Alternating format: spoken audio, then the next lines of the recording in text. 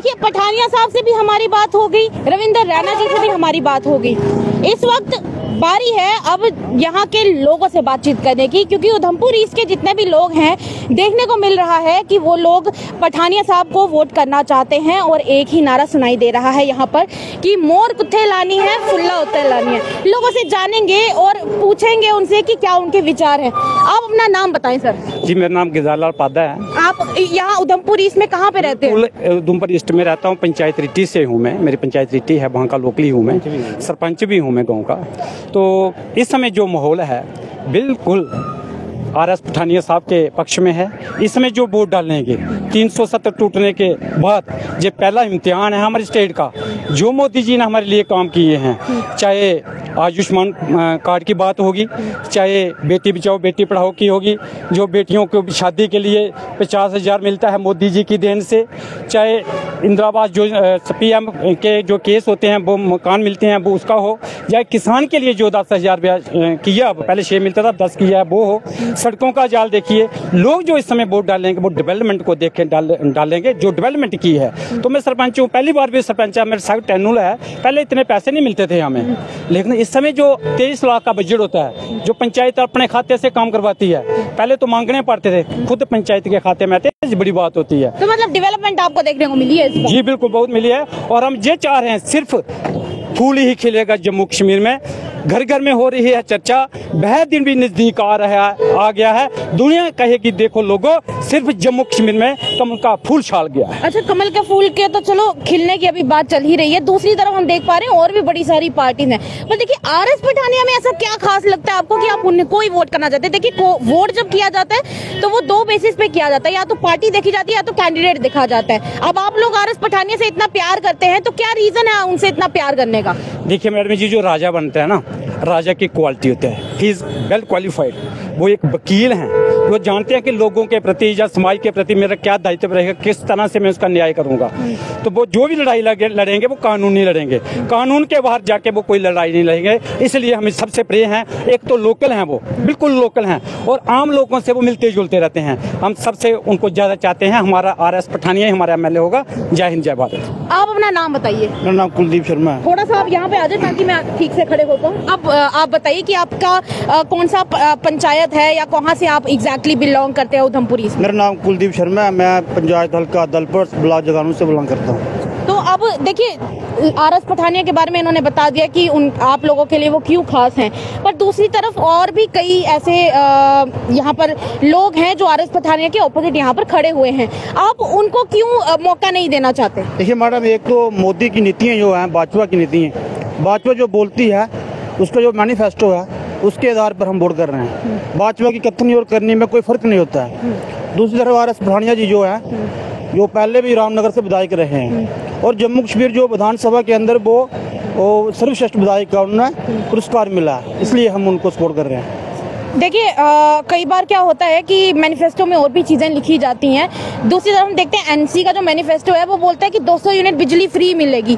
तो आपने ऐसा नहीं सोचा कि हमें बिजली फ्री मिलेगी तो उधर वोट कर सकते हैं हम? कभी ऐसा नहीं आया विचार? जी बिल्कुल ऐसा है कि जो भाजपा का मैनिफेस्टो है उसको हमने पहले आजमाया है। अच्छा, पहले आजमाया। वो किसानों को 6,000 देते हैं, हमें यकीन है वो 10,000 करेंगे। अब उन्होंने बोला हम 5 लाख का इलाज देंगे, अब 7 करेंगे। 5,000 का लोगों को बेनिफिट मिला है हमारे गांव में, ऐसे हमें विश्वास है। NC वाले एजेंडा वो सिर्फ चुनावों में जाते हैं, लेकिन ग्राउंड लेवल पे वो कभी लागू नहीं होता है।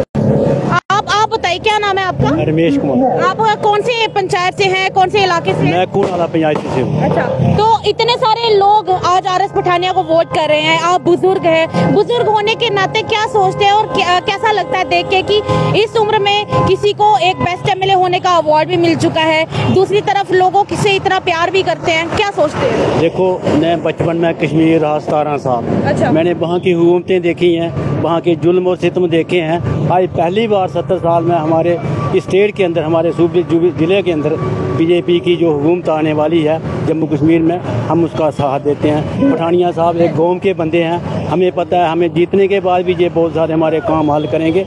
इसलिए जो मोदी जी ने जो हमें दिए हैं, देखो मैं पेंशन लेता हूँ, मैं अभी 20 पेंशनें ले चुका हूँ, वृद्ध पेंशन अब 3,000 होने वाली है। ये भी बड़ी गर्व की बात है। ज़मीन का पैसा 5-6 हज़ार साल का मिलता था, अब 10,000 होने वाला है। बाकी रहा मेरे चारों बच्चों के कार्ड हैं 5-5 लाख के जो बने हुए हैं, मुझे कितना बेनिफिट है। और कौन सी गवर्नमेंट ने आज तक दी है? मैंने इतना देर कश्मीर में कभी हमें कुत्ता नहीं पूछता था। आज जो पैसे भी भेज रहे हैं मोदी जी हमारे अकाउंट में, मैंने लॉकडाउन में 2.5 क्विंटल अनाज मुझे फ्री मिला और आज भी मैं फ्री ले रहा हूँ। मैं दूसरी पार्टी को कैसे गाइडेंस कर सकता हूँ? मुझे तो फिर एक बार हो जाए, मोर कुत्थे लानी है, फुले उठे लानी है। बोलिए जरा। जीतेगा भाई जीतेगा, फूल वाला जीतेगा। जीतेगा भाई जीतेगा, फूल वाला जीतेगा। मोर कुत्थे लानी है, फुले उठे लानी है। मोर कुत्थे लानी है, फुले उठे लानी है। आप इन सब लोगों के साथ खड़े थे काफी समय से। आप पहले अपना नाम बताएं और बताएं आप कहाँ के रहने वाले उधमपुर से? मेरा नाम रुमाल सिंह है, मैं रिटायर्ड लेक्चरर हूँ और मैं रहने वाला हूँ मलाड का। आप रिटायर्ड लेक्चरर हैं तो ऑब्वियसली आपको भी काफ़ी ज़्यादा नॉलेज होगी, तो उसी हिसाब से हम जानना चाहेंगे कि देखिए कई सारे बेसिस पे लोग वोट करते हैं, पार्टी हो या कैंडिडेट हो। 2 बेसिस पे वोट किया जाता है और जब कैंडिडेट देखा जाता है तब 2 बेसिस पे वोट किया जाता है कि एक वो कैंडिडेट जिसने पहले लोगों के लिए कुछ काम किया भी है या नहीं किया है, या तो फिर आप किसी नए को आजमाना चाहते हैं। तो आप बताएं आपने किस बेसिस पे वोट आप करने वाले हैं और किसे चुनने वाले हैं? देखिए मैडम, पठानिया जो लड़का है नौजवान है and he is well educated. हम चाहते हैं कि एक अच्छा इंसान, अच्छा एजुकेटेड आदमी वो हमारी असेंबली में जाए, लोगों की डिमांड को प्रोजेक्ट वहाँ करे। After all he has to face the secretaries, he has to face the IAS officer, KS officer. और अगर हम 10th पास को या 10th फेल को भेजें तो ये अच्छा नहीं लगता है हमारे लिए, क्योंकि he has to make the law in the assembly hall. So इसलिए पठानिया उसमें ऑल राउंड डेवलपमेंट है, लॉ नोइंग है, पहले वो बेस्ट कैंडिडेट, बेस्ट MLA था और इससे ज़्यादा हमें क्या चाहिए? और फिर बड़ी बात यह है कि he belongs to this very constituency, outsider नहीं है वो। हम उसको क्या ब्लेम करेंगे जो दूर कह दे, वो ऐसी बात हम कह नहीं सकते। इसलिए वो हमारे लिए एक अच्छा लड़का है, अच्छा कैंडिडेट है। दूसरा, मोदी साहब ने चुनकर उस आदमी को देखा है, तभी उसने उस पर टिकट की है। बाकी वाले जो है ना, ये ऐसे ही मैं कहना नहीं चाहता कि कैसे हैं, लेकिन वो comparatively he is the best candidate. Thank you. Comparatively, he is the best, and do you think that he deserves it? Really, he is a deserving candidate, and he will definitely win. Do you think that he's gonna make it and win everyone's hearts? And it's about the welfare of the people of this constituency. My dear, he has already won the hearts of the people. That's why people are with him. You don't you see what he's? Yes, I am already seeing. That's why I asked you the question. Oh yes. All people are with him, and people of our constituency, Udhampur East, everybody is in his support. So I'm sure he will win the election. Anyways, thank you so much for talking with us. And what was your name again? I am Rumal Singh, retired lecturer. Okay, Rumal Singh, thank you so much for talking with us. तो ये थे हमारे साथ Udhampur east की जनता और यहाँ के लोग, जिन्होंने बताया कि वो क्यों RS पठानिया को वोट करना चाहते हैं। अपनी राय हमारे कमेंट सेक्शन में जरूर व्यक्त कीजिएगा। तब तक के लिए मुझे दीजिएगा इजाजत। साक्षी सानी, the earth news, Udhampur, Jammu.